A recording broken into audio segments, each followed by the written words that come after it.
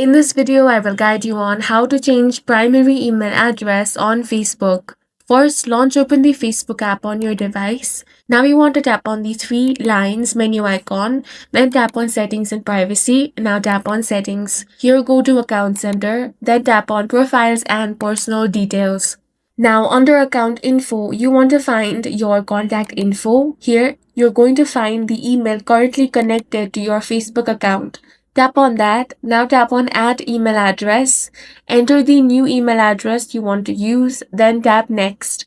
Now check your email inbox for the confirmation code and enter that over here. After verification, return to the email settings section. Now you want to remove or delete the old email address if you no longer want to use it. Now your new email address will become your primary email for your Facebook account. That's all for this video. If you found it useful, make sure to hit the like button and subscribe for more videos like this.